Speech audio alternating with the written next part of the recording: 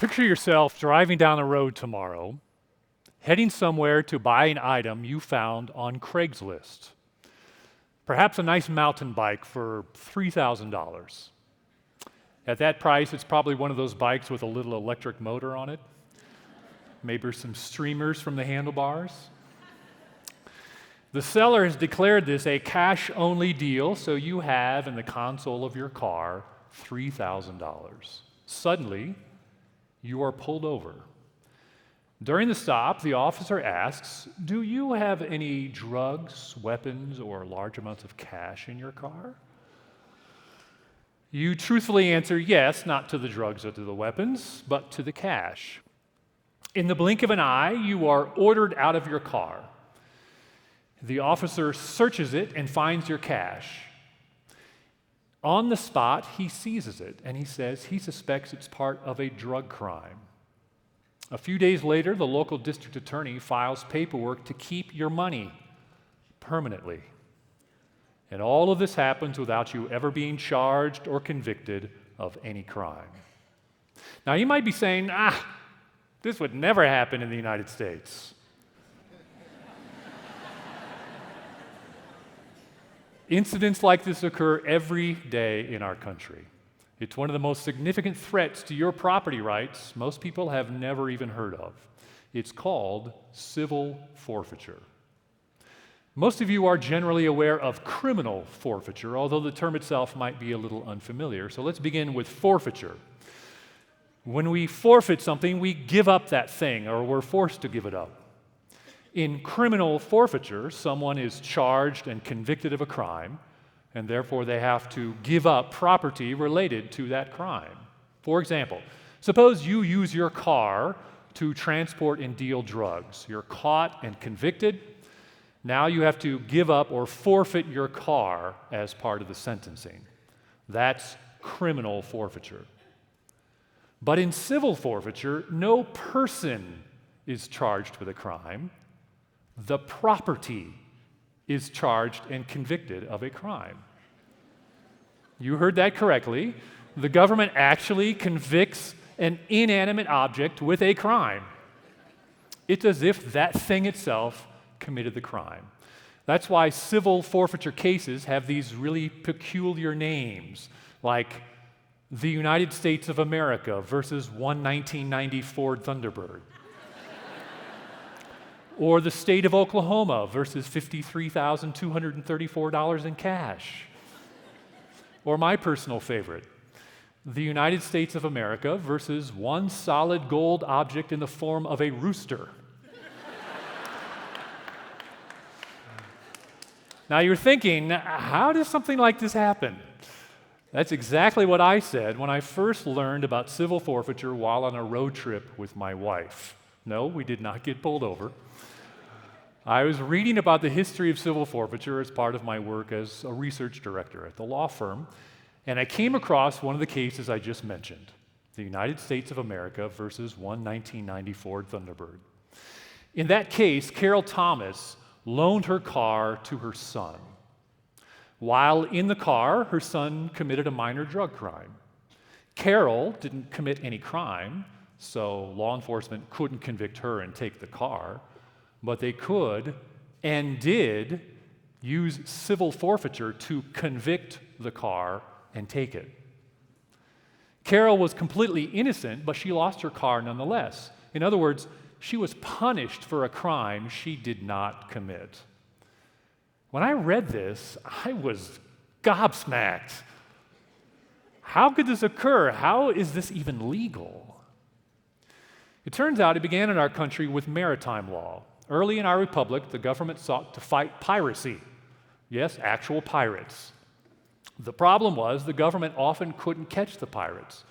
So instead, it used civil forfeiture to convict the pirates' property and take it, and therefore deny the pirates their illegal profits. Of course, the government could have simply taken and kept the booty without necessarily using civil forfeiture, but doing so would have violated our most basic due process and property rights. Now, the government rarely used civil forfeiture until the 1980s and the war on drugs. We expanded civil forfeiture law to cover drug crimes, and then later other types of crime. Canada and the European Union adopted similar provisions, so that now all kinds of people are ensnared in the forfeiture web. People like Russ Caswell.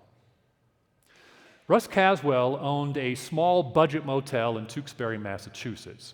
His father built the motel in 1955, and Russ took it over in the 1980s. During the years that Russ owned the motel, from time to time, people would rent rooms and they would commit drug crimes. Russ didn't condone the activities. In fact, whenever he found out about it, he would immediately call police. Russ was entirely innocent of any crime, but that did not stop the U.S. Department of Justice from seizing his motel simply because other people committed crimes there. But Russ's case was not alone. Between 1997 and 2016, the U.S. Department of Justice took more than 635,000 properties. This means each year, tens of thousands of people lose their properties in cases in which they're never charged or convicted of any crime. And we're not necessarily talking about major drug kingpins or headline-grabbing financial fraudsters whose cases involve hundreds of thousands, if not millions of dollars. Many of these seizures and forfeitures involve just everyday people like Russ Caswell, or you, or me. But it gets worse. Are you wondering, where does all this cash and property end up?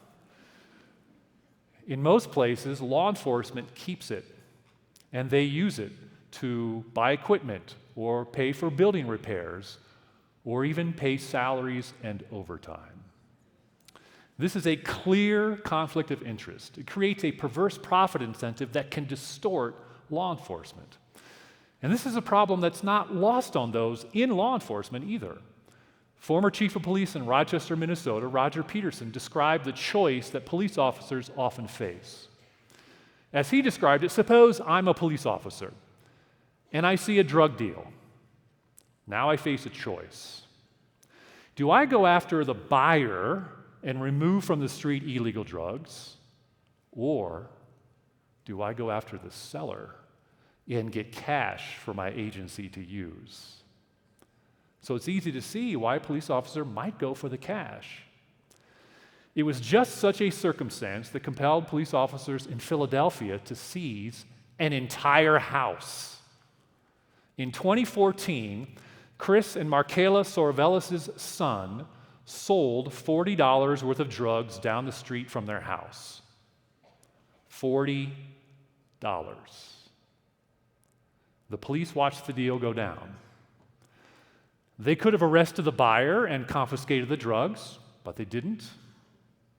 They could have arrested the Sorvelis' son right there on the street and grabbed $40, but they didn't.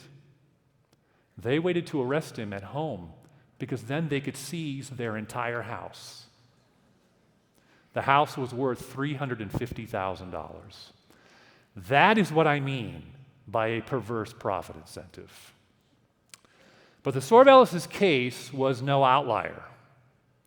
Philadelphia, the city of brotherly love, the Athens of America, the cradle of liberty, birthplace to the Constitution, home to the Liberty Bell and Independence Hall, the city that loves you back. That Philadelphia was running a forfeiture machine. Between 2002 and 2016, Philadelphia took more than $77 million through forfeiture, including 1,200 homes.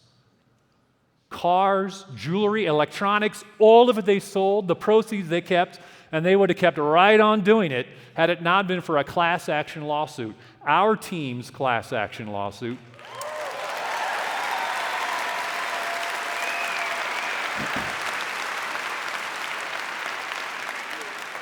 Thank you. We forced them to change their forfeiture practices and to compensate victims. When our team first began researching forfeiture in 2007, we had no idea how much forfeiture revenue there was. In fact, no one knew.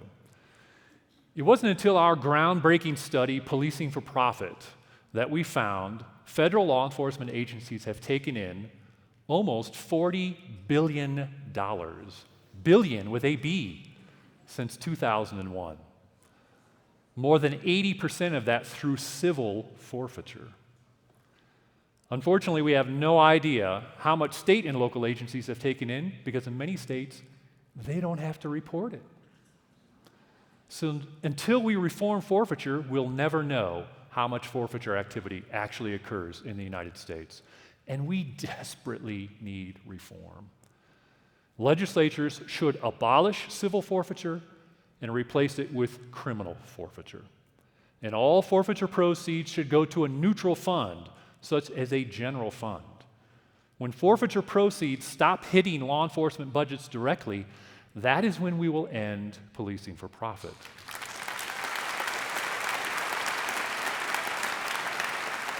Now, as you can imagine, law enforcement officials don't love these recommendations. They stand to lose a lot of money, and they believe civil forfeiture is an effective crime-fighting tool. The trouble is, it's not. In June 2019, we released a study that found forfeiture does not improve crime fighting. And the report also found that law enforcement agencies pursue more forfeiture money during economic downturns. So when city and county budgets are tight, law enforcement will use forfeiture to find the money. So it's no wonder then that law enforcement officials predict a criminal apocalypse if these reforms are adopted. But some states have already implemented them, and we're pushing for reform all across the country because until we reform forfeiture, this is something that can happen to any of us. It can happen in the United States, it can happen in the United Kingdom, it can happen in countries throughout the European Union and beyond. People like you and me and the Sorvellises and Russ Caswell just doing the everyday stuff of life can be caught in a scheme we never thought possible. It is time we end policing for profit once and for all. Thank